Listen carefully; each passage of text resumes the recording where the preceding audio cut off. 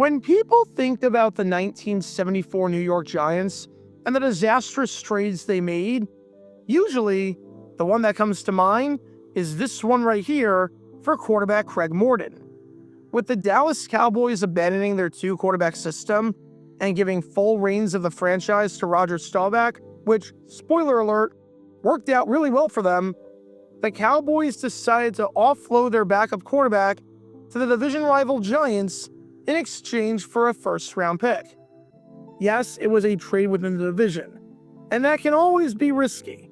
But anytime you can get a first-round pick for a guy you were literally never going to play, you have to take it.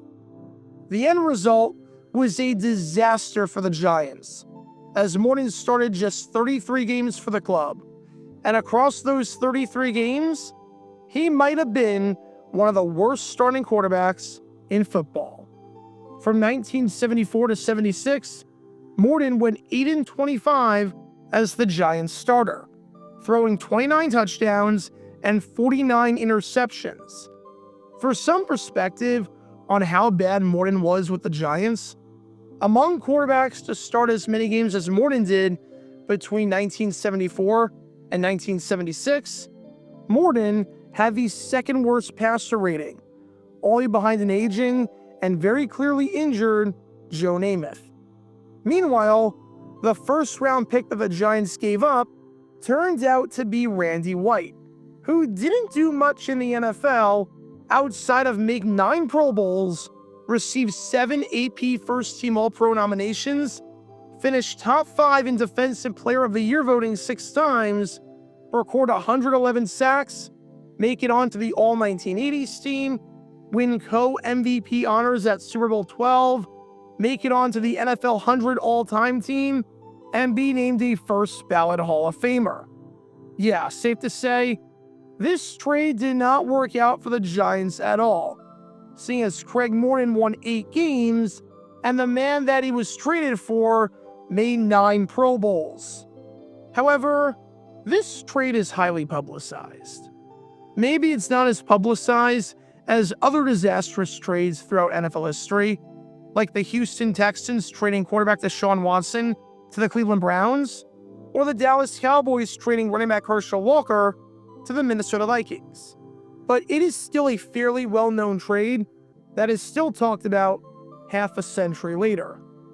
The one involving this man right here, Denver Broncos running back Joe Dawkins, not so much, but it's just as bad, not necessarily for the trade itself, but rather because of what the Giants said after the trade that left them leaving their foot in their mouth. Because imagine after a trade that a team said, I can't believe they traded this guy to us and are really handing the starting position over to the other guy. Not only is the guy we got way better, but the guy that they're starting instead freaking sucks. Well, in 1974, that's exactly what happened when the Giants acquired Dawkins from the Broncos. And it's a story that deserves a deep dive today, more than half a century later. Because this is the story behind what might just be, considering the circumstances, the dumbest forgotten trade in New York Giants history. Make sure you hit that like button down below, subscribe, hype up that video, and turn on the notification bell so you don't miss a single video that we post on the channel. Because we post every single day on here about the weird and the wacky history of the NFL with stories like this one that you may not have heard of before. So if you like that sort of stuff, then this is definitely the place for you. Thanks in advance for liking and subscribing, and for hyping up the video, and for helping us grow this community. And with that in mind, let's talk about the time that the front office of the Giants made a giant mistake. But before I talk about that, we need some context to understand who Joe Dawkins is, and why the Giants wanted to acquire him in the first place, as well as why the Broncos shipped him off to New York. And to do that, we need to go back 1 year to 1973, as in one of the worst seasons in Giants history, as you can tell from these lowlights. In 1973, the New York Giants were an absolute dumpster fire of an organization, as Alex Webster's last season as the man in charge was nothing short of a disaster. The Giants went 2-11-1, losing 11 of their final 12 games, and over the final 2 weeks of the season, got outscored a whopping 71-13. This doesn't even count their one game against the Raiders when they lost 42-0. Of course, when a team goes 2-11-1 and wins a grand total of one game after the opening day of the season, there's a lot that went wrong. But one of the things that went wrong for the Giants was their lack of a ground game, as out of 26 teams, the Giants finished just 24th in rushing yards and 25th in yards per carry, with their average of 3.2 yards per carry, making them one of just 2 teams to have an average of less than 3.5 yards per carry, and with only Washington being worse than them. For some perspective, the league-wide average that year was 4.1 yards per carry, and the Giants were averaging nearly a full yard worse than that on the ground.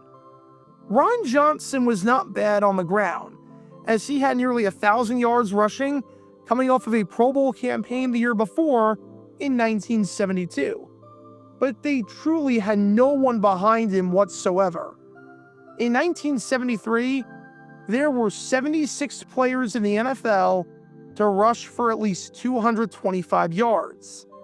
The Giants had just one of those players. Of the top 77 rushers in a 26-team league, you'd expect the average team to have roughly 3 guys. The Giants had just one. For some even more perspective on how bad the Giants' ground game was, if O.J. Simpson decided after November was done to just take the rest of the season off and quit, and even not run the ball one time in the month of December, he still would have had more yards in 1973 than the entire New York Giants football team had combined. It was that bad. Fortunately, the Giants found a solution and found that this man right here, Joe Dawkins, was on the open market. The Broncos acquired Dawkins in a trade with the Oilers during the 1971 season, as the Oilers acquired Dickie Post. While the trade was a bust for the Oilers, as Post had just 42 rushing yards in Houston, the trade was a boom for the Broncos, as in 1973, Dawkins finished the season with 706 rushing yards on 4.4 yards per carry, amassing over 1,000 yards from scrimmage and being one of 2 players on the Broncos, alongside Hall of Fame running back Floyd Little, to have 1,000 yards from scrimmage. Dawkins was instrumental in the success of the passing game and helped the Broncos finish the 1973 season with the 3rd best offense in the league and with their most successful season in franchise history, as they were 1 game away from making it to the playoffs. Dawkins was so good in 1973, both in the rushing and the receiving game, that his average of 5.4 yards per touch, when you combine everything he did in both facets, put him inside the top 10 of the league amongst all eligible players. So why would the Broncos possibly get rid of him? Truth be told, it was just a numbers game. Each team could only carry 40 players on the roster, and the Broncos had a surplus of running backs, including the likes of Floyd Little, Otis Armstrong, former first-round pick Bob Anderson, and John Keyworth, who they really liked as they acquired him via trade earlier in the offseason for future draft picks after Washington drafted him in the 6th round, before unceremoniously getting rid of him before seeing what he could offer. More on Keyworth in just a bit. It seems like the Broncos had a tough decision to make with the deep backfield. It was a good problem to have, and from all accounts, it seemed like the final spot at running back on the 40-man roster was going to come down to either John Keyworth or was going to come down to Joe Dawkins. And in the end, Keyworth won that battle. This led the Broncos to trade the odd man out, Joe Dawkins, to the New York Giants in exchange for a third-round pick at the 1975 NFL Draft. As Broncos head coach John Ralston said on the decision, "I've been battling with this thing for 2 weeks, trying to decide what would be best for Dawkins and for the Broncos. There's nothing easy about it, but you study your backs and you make your evaluations. He's going to a New York team which has a new coach, needs a running back, and wants him." It might not have been the best sign and best omen when Dawkins, upon hearing that he got traded to a team in Connecticut, seeing as the Giants played at the Yale Bowl in 1974, was so upset and distraught and shocked that he thought about not reporting to the team and just calling it a career, saying, "I thought about not reporting, but I didn't know what else to do. This is my profession." But just like that, Dawkins was on the Giants. It seemed like a trade that made a ton of sense on the surface. The Broncos had a surplus of running backs and needed to free up a roster spot. The Giants needed any sort of running back help behind Ron Johnson and needed depth in their backfield. The Giants get a player that can fit into the team right away, and the Broncos get a high draft pick in return. Seems pretty solid, right? Well, remember what I said earlier about the man that beat Dawkins out in Denver? That was this man right here, rookie running back John Keyworth. The Broncos liked the man so much and liked the performance he had in training camp so much that they felt comfortable having him be the right-hand man to Floyd Little in the backfield, thinking he would serve more of a purpose for what they were trying to accomplish offensively, and thinking that he had way more potential, seeing as he was only a rookie and Dawkins had been in the league for a little bit. And when the Giants found out that Keyworth beat out Dawkins for the job, seeing as Dawkins was a darn good running back and had over 1,000 yards from scrimmage the year before in 1973, they couldn't believe it. They couldn't believe their eyes. If they couldn't believe the talent that was available to them, okay, that's one thing. If the Giants said something along the lines of, "It's not every day a good, relatively young player who had 1,000 yards from scrimmage the previous year is available in a trade, and we can't believe we got this opportunity to improve our team," okay, that's one thing. And I would never fault an organization for saying that. If the Giants said something like, "The Broncos must have an amazing backfield if they're letting a guy like this go, because he was really good for them last year and he can play at a high level," again, I'm fine with that. And it's a non-story.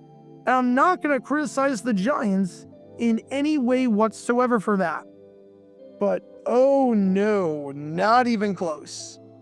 Because the Giants, for some inexplicable reason, decided to bash this man right here, John Keyworth, before he even played a game, despite the fact that Keyworth was never a Giant, nor did he do anything to the Giants, nor did he have any ties to the Giants. As Ted Plum, the running backs coach of the Giants, decided to say on this, apparently, Keyworth was the guy who led them to trade Dawkins. Keyworth was one of those guys who was hurt most of the time in college and never had a great career. Seriously.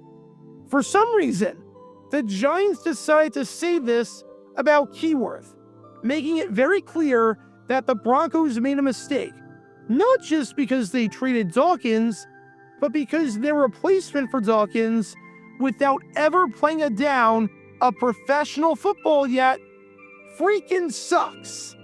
And yes, by no means did Keyworth have a great collegiate career to write home about. Over his 4 seasons at Colorado, Keyworth only had 960 yards from scrimmage, and he only touched the ball 5 times over his final season across 11 games. But still, you don't say something like this, especially when you don't even know the guy. Probably not a great idea to comment on other teams and their players when they didn't even do anything to you. You got Joe Dawkins. You improve your backfield on paper. Great. Good for you.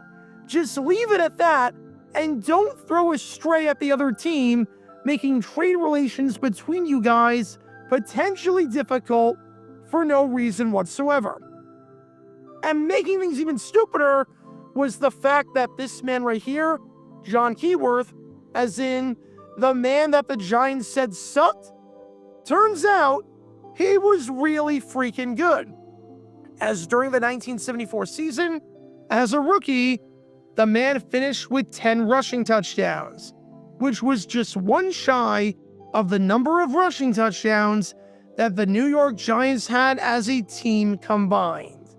Seriously, John Keyworth had roughly as many rushing touchdowns in 1974 as the Giants had, as in the team that said he sucked. By the time Keyworth's career was done, he finished with 25 touchdowns, close to 4,000 yards from scrimmage, and he played in the NFL until 1980 with the Broncos, which is one heck of a career for a 6th-round pick, if I do say so myself. He also scored a critical touchdown in the AFC Championship to help the Broncos get to their first Super Bowl in franchise history. For what it's worth, Keyworth ended his career with the 6th most rushing touchdowns of any player from that 1974 NFL draft class, which is really impressive when you realize that there were 6 running backs taken in the first round.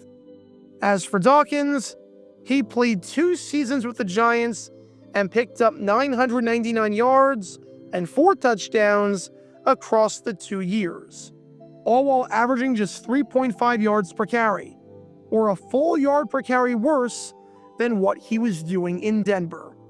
Maybe, just maybe, the Broncos knew what they were doing, and maybe they robbed you high and dry.